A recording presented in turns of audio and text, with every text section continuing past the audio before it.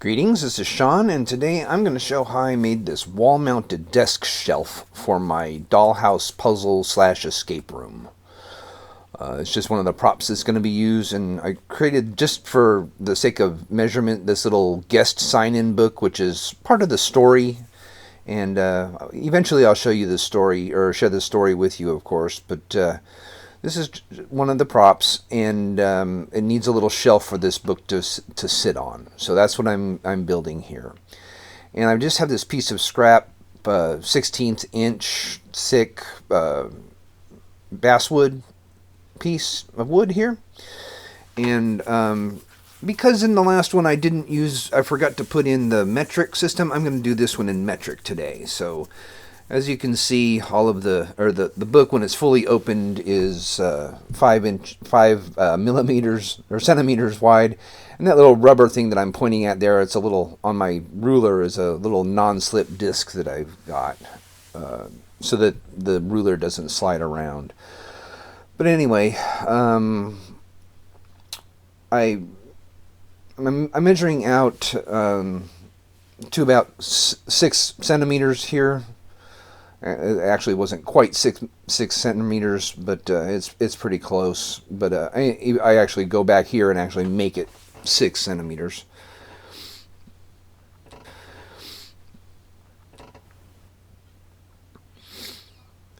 And what I'm going to do is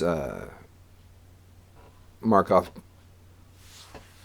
off again, and then draw a line to cut that piece off. However, when I was doing this, I noticed that there's a break in the wood right there, so I'm just going to turn around and do it from the other end. So anyway, again, I'm measuring out 6 centimeters.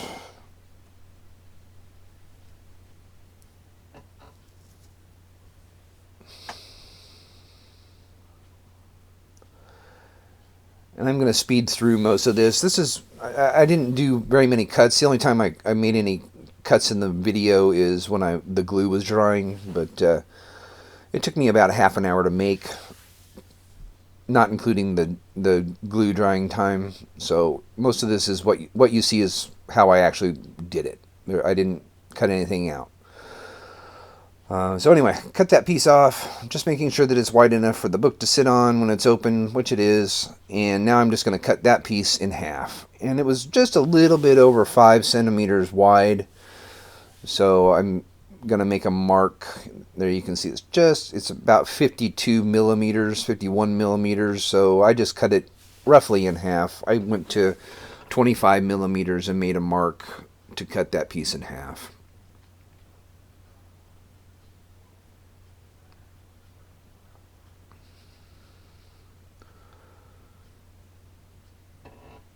And I should theoretically be turning my ruler over so that those non-slip pads will work, but oh well, doesn't matter. That was an easy cut because it was going with the grain, and so they were a little bit uneven, which is fine. And so I'm just going to sand them to where they're nice and even, like that. And again, checking to make sure that it fits, which it should still. It did before. I don't know why I checked it again. So anyway, now what I'm going to do is I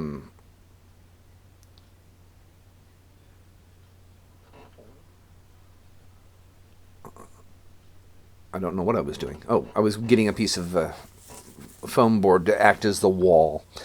And so now what I'm going to do is line the two pieces up where the bottom one, which is in my right hand, is parallel with, or is perpendicular with the wall, and then the other one in my left hand is coming down at a small angle. Now I'm just switching them around so you can see what I'm doing on the camera. And what I'm going to do is take my pencil and draw a line across there to cut that piece off there that I'm making that line across. And that line, that piece that I'm cutting off there, will become a little ledge for the book to sit on so it doesn't fall off the shelf, is what it will eventually become.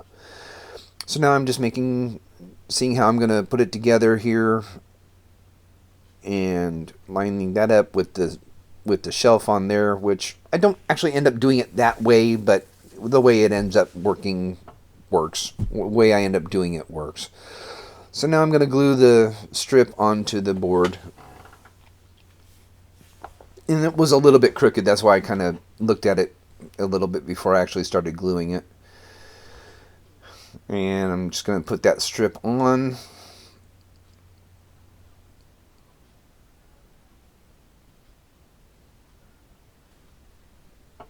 I'm getting a paper towel to wipe my finger off, by the way.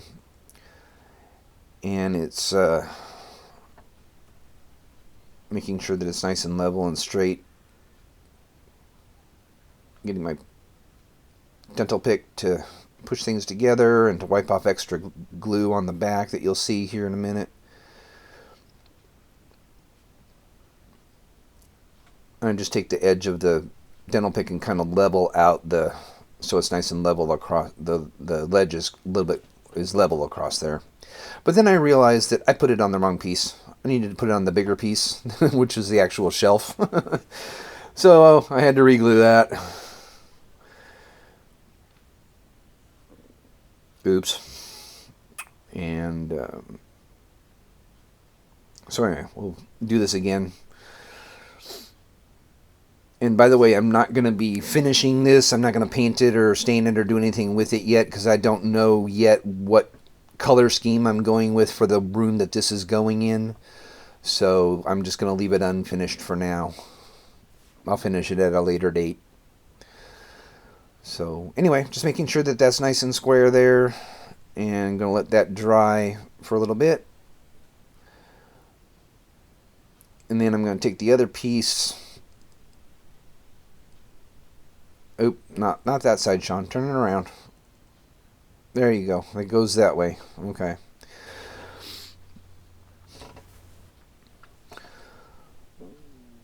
So I'm just going to set that there to, like I said, check the angle that I want it to be at and make sure that everything's the way I want it to be before I do a final gluing of that piece onto of those two pieces together there. Which that looks good.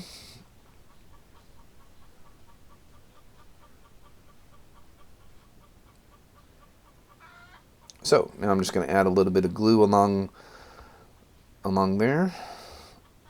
I left a little bit of a ledge there for that other piece to sit against.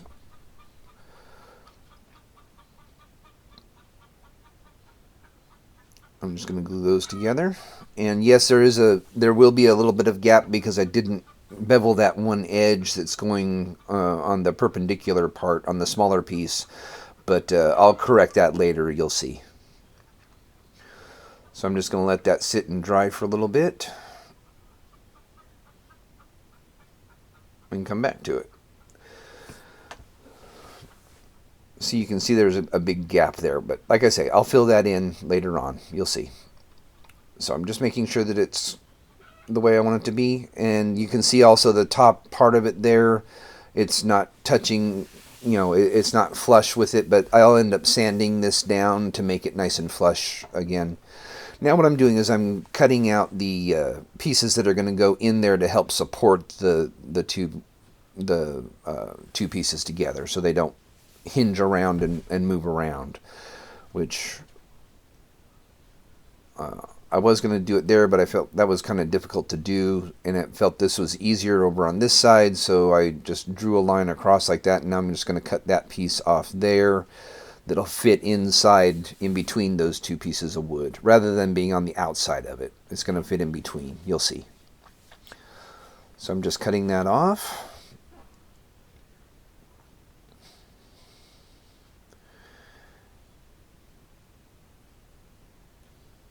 And there you can see it. It's a little bit long, which is fine. I'm going to trim that off. I'm just going to make a couple marks there and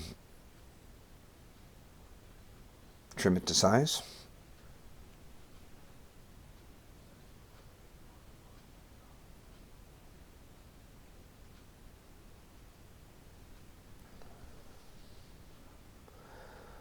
Gotta make sure I do it the right way. There we go.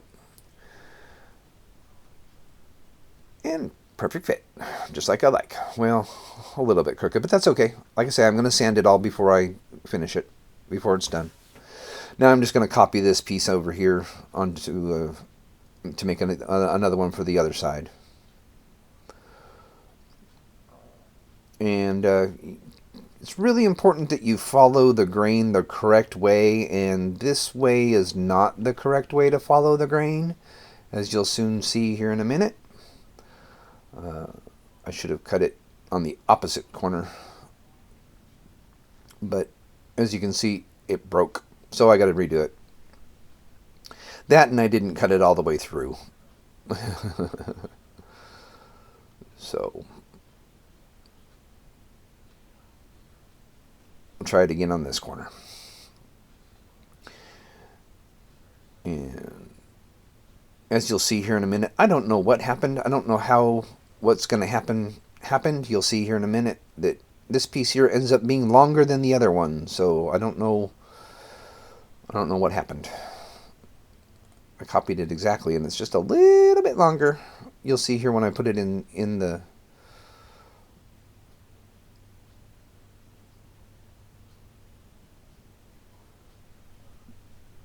right here. You can see it's a little bit longer. You'll see it better in a minute. So anyway, I'm going to glue these pieces in.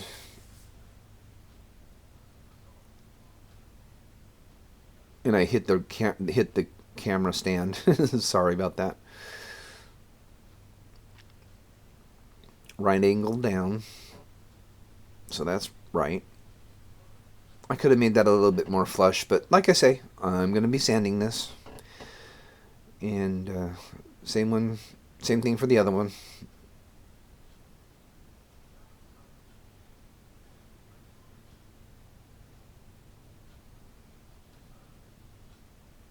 And here you can see it's just a little bit longer, and I don't know how that happened, but that's okay. It all works out. So I'm going to let that glue dry, and I was going to try and cut that piece off, but I should have before I did it, but anyway, I'm going to let the glue dry real quick. And I did have a problem with it. I ended up putting a little bit of super glue in there to help it, help hold it a little bit better. So that's what I'm checking right now, and it was still a little wet, so I'm going to spray some accelerator in there just to help it cure quicker. So now I'm just scoring across there to make them even, and then I'm going to take the blade and cut straight down along that score line to cut that flush. The advantages of a sharp razor blade. Always use sharp knives. They cut better. So anyway, now I'm going to sand it flat like I said I was going to. And I'm going to save all of the sawdust, well, as much of the sawdust as I can, to fill in that gap. You'll see here in a minute, the little gap where the ledge is at the front of the shelf. It's a little trick I showed in one of my other videos. I don't remember which one it was, but I'm going to do that here as a gap filler, a wood filler, after I get it all sanded and whatnot.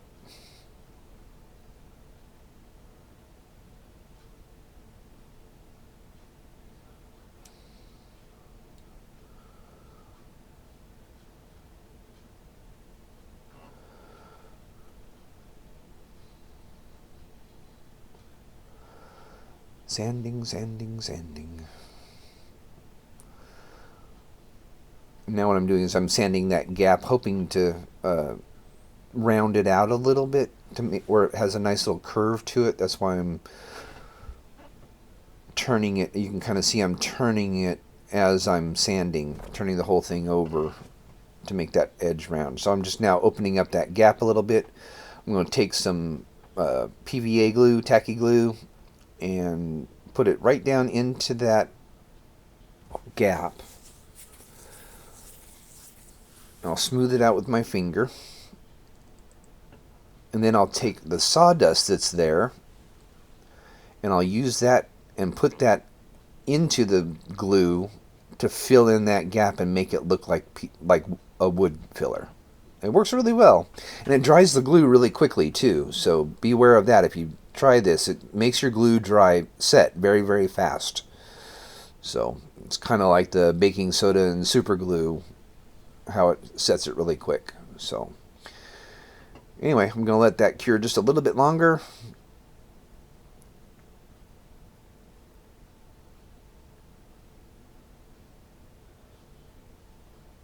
I'm trying to finagle some more sawdust just to fill in a few more gaps that weren't quite filled all the way. And there was a couple of chunks of wood too that I had to pick out and whatnot. So anyway, that is the wall mounted desk shelf is what I'm calling it. I don't know if it's got an actual name, but that's what I'm calling it. And the book will sit like that, and it'll sit up against the wall, and there will also be a little wall-mounted light that'll hang above it. So I'll show you how I make that in a future video as well. So anyway, this guest sign-in book will have a significant part in the story, as you'll find out later on. Now I'm just going to sand it flat, or sand off the excess wood filler there, and make it look nice and round, and get it ready for painting in a future date. So anyway, I hope you found this somewhat entertaining and somewhat informative. And but please be sure to leave your comments and questions and suggestions in the box below. I always read those and really appreciate it all. So anyway, have a better day, as I always say.